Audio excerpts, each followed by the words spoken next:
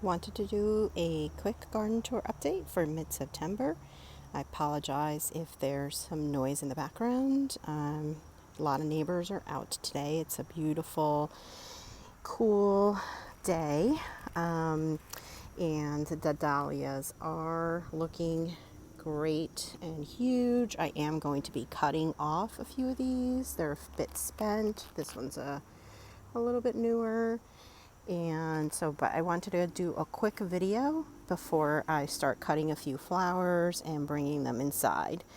So the zinnias are looking gorgeous. Lots of blooms. They're getting so tall as well. And then we've got this little dahlia down here, absolutely looking gorgeous. I love this little one. It's so pretty and the colors are great. Then we have this one, this dahlia that is the white one, and this one is probably the one that is doing the best right now. Just tons and tons of blooms on it, and it's just been going. I've been cutting from it, putting it in a vase, and bringing it inside, and they last pretty long. So I am gonna take a few more and bring them inside. The sunflower, I think that's done. I did cut back some dead spent blooms, so I don't think we're going to get much more. The cosmos, this one's doing great, but it did sort of flop over, so I do need to pick this up. So I'll probably stake it tomorrow. And then the hollyhock just going wild, tons and tons of foliage. So hopefully next year I will have beautiful flowers. Then this over here, we've got the amaranth, the globe amaranth, and it's putting out lots of little blooms everywhere, lots of little flowers. Then this dahlia here, it's now finally showing some buds. So by the end of September, I think I'll have some blooms there. The dahlia back here, this was the one that got damaged by the storm and I had to cut it back quite a bit. It is huge. I mean, this is so tall. This is starting to get taller than me. I think I see some buds forming on it, but it's a monster. Then we've got this one. Look how gorgeous this bloom is. I am absolutely in love with this one. And there's a second one that's even bigger down here. Just absolutely beautiful. I love this one. The coloring, everything. And this actually, compared to the packaging, probably the best one that is closest to the actual packaging, the picture on the packaging. Just absolutely gorgeous. The dahlias, these are my absolute favorites. I think I'm going to cut these and bring them in though, because I just love them so much. I want to enjoy them inside, and I do see a few more buds forming, so I'll let those come in. But this bed is definitely the color for September, and yeah, this is the show for this month. This is the one with the hydrangeas, the twist and shout, and the color is looking beautiful, just aging gorgeous into this beautiful, more autumn-like color.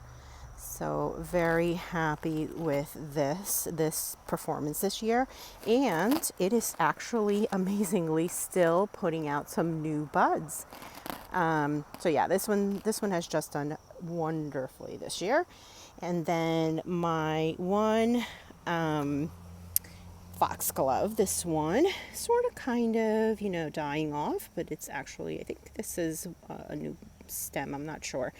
But this one here has been doing very well, continuously putting out some bloom stalks. They're not tall or anything, but they're doing really well. And then the ones I planted from seed are doing beautifully back there. And those hopefully will survive the winter and put out some flowers next year. So back here, we've got these volunteer zinnias that actually ended up growing and are now putting out blooms. One is like a coral color and the other one is kind of this red color. This one's another one of that kind of coral color. So yeah, that looks pretty. And what was labeled as bachelor buttons, but honestly looks like amaranth, globe amaranth, is actually all reblooming after it had been eaten up when I first transplanted these in the spring. I guess it was late spring. So excited. Those are really coming in. So I've got a little color back here. And let's see, the Angelonia just going wild back here. And this is going to be a repeat for me. The Angelonia, I'm absolutely keeping that plant and bringing it back. The grass over here, it's gotten more color on it and just really tall, this particular one. So I'm going to go back and I got to look at the picture to see exactly, what, if there's anything that it puts out. Was it just sort of these little stems like this? I'm kind of curious. And then back there is a Cosmo that actually came in. I know it had gotten eaten several times, so now it's a short little Cosmo back there. That's kind of nice, but the sunflowers are gone. I actually do need to pull those stems out from back there. Over here, the Vincas just exploding, still the same, looking beautiful, doing their thing. The Veronica really hasn't put on a whole lot of new blooms, shoots out a little bit of a flower here and there, so that's okay. I think the Rose Campion, kind of like it's on its way out, but I'm just letting it do its thing as well.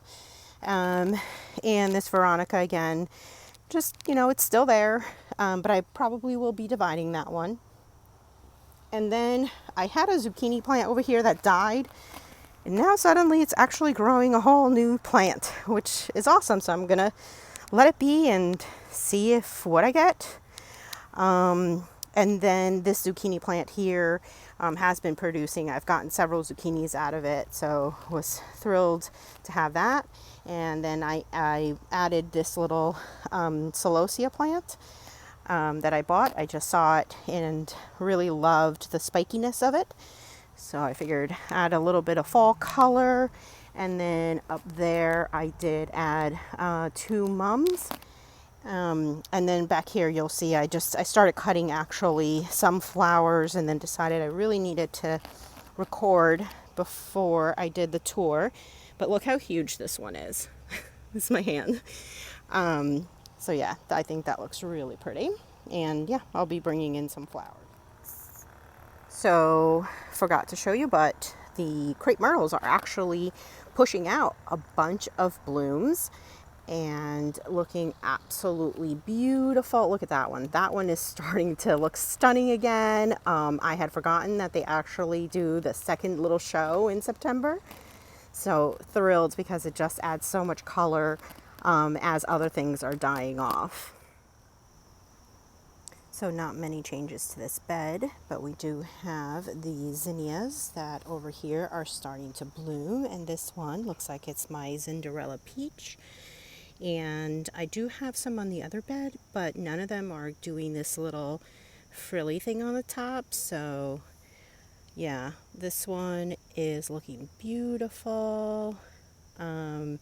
See, this one is not quite as much as that one, but this one's looking like the more perfect Cinderella Peach version. And I guess this one's a different one, I'm not sure. It looks a little different, but kind of the same. The color at least looks more pale. All right, so some buds on this one.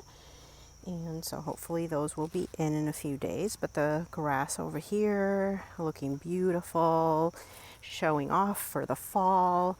The lavender over here just absolutely bursting with little flowers. And then the ones that I grew from seed are just growing bigger every day. So I hope to have more lavender plants next year. This one, this is my coreopsis, and it had a bunch of buds. I believe if you saw the video from, I don't know, maybe 2 weeks ago, a little something like that. It had a ton of buds on it, and it actually bloomed 1 or 2 flowers, and now they got all eaten. All the buds are gone. Now I know there's a bunny that lives over here, so I decided to put a cloche over this one for a little while, seeing if I can actually get some blooms on it. But there is back there the Cosmo that also was being munched on by the bunny. A lot of these were. I did spray them, but you have to keep up with it a lot in order for it to keep the critters away. And I'm just not very good at always keeping up with that. So unfortunately they get eaten a lot. But other than that, there's not too much new to really show here. But it's looking good. So, cone flowers, you know, they're putting out a few blooms here and there, and I think the grass, this one has ended. Flowers are pretty spent on them, but they actually had a pretty good bloom time. I thought they actually bloomed for about 3 weeks, so that was pretty good, a good flower show. These over here, the daisies, I always felt like these were kind of sunken in. I think they got planted and they just sort of sunk into the bottom. So I pulled them up, and I decided to make sure that they were planted a little bit above the ground where I think they really should be.